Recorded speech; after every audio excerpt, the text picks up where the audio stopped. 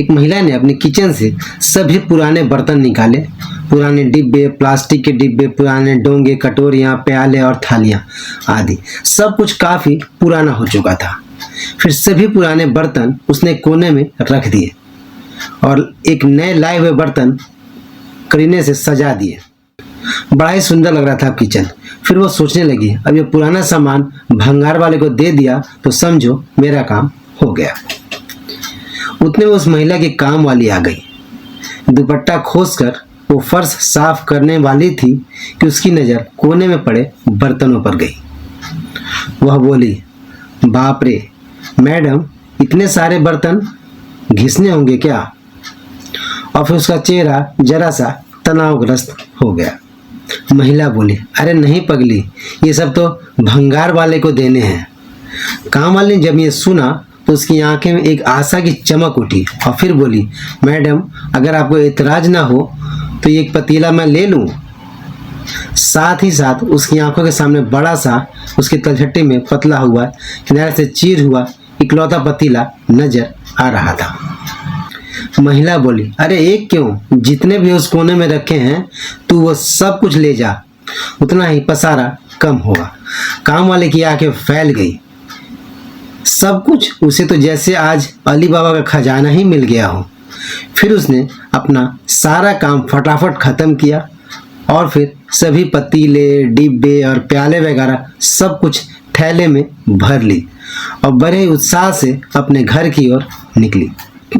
आज तो जैसे उसे 4 चांद लग गए थे। घर आते ही उसने पानी भी नहीं पिया और सबसे पहले अपना पुराना और टूटने की कगार पर आया हुआ पतीला और टेढ़ा मेढ़ा चमचा वगैरह सब कुछ एक कोने में जमा किया और फिर अभी लाया हुआ खजाना यानी कि बर्तन ठीक से जमा दिया। किचन का कोना भरा पूरा सुंदर दिख रहा था। तभी उसकी नज़र अपने बहुत पुराने बर्तनों पर पड़ी और फिर खुद से बुदबुदाई, अब ये बेकार सामान भंगार वाले को दे दिया तो समझो काम हो गया। तभी दरवाजे पर एक भिखारी पानी मांगता हुआ हाथों की अंजुल करके खड़ा था। माँ पानी दे दो।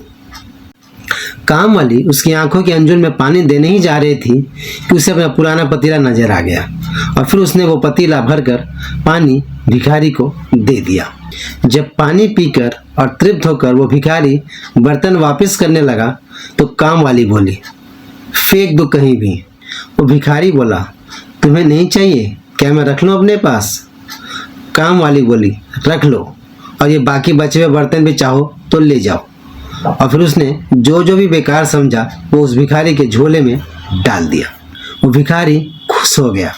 पानी पीने को पतीला और किसी को खाने का कुछ दिया, चावल, सब्जी, दाल आदि लेने के लिए अलग अलग छोटे बड़े बर्तन और कभी मन हुआ तो चम्मच से खाए एक टेढ़ा मेढ़ा चम्मच भी था। आज उसकी फटी झोली भरी भरी दिख रही थी। ये सब क्या? सुख किस में माने? हर किसी की परिस्थिति पर अवलंबित होता है। हमें हमेशा अपने से छोटे को देखकर खुश होना चाहिए और नए रिश्ते, दोस्त आदि पाकर पुराने को नहीं भूलना चाहिए, न ही उसका परित्याग करना चाहिए, क्योंकि यह नहीं भूलना चाहिए पुराने से ही नए मिलते हैं और यही नए एक दिन पुराने हो जाएंगे। हमें अपनी परिस्थिति को कभी नहीं भूलना चाहिए, क्योंकि हमारी स्थिति उन्हीं बड़ों से बनी है जो आज ऐसे हैं। प्राय देखने में आता है कि लोग हमेशा अपनों से बड़ों को देखकर दुखी हो जाते हैं और नए पाकर उसी मद के अंधकार में डूबे रहते हैं, जो यही अभिमान हमारे दुख का सबसे बड़ा कारण होता है और फिर निरंतर अवनति की ओर गिरते चले जाते हैं।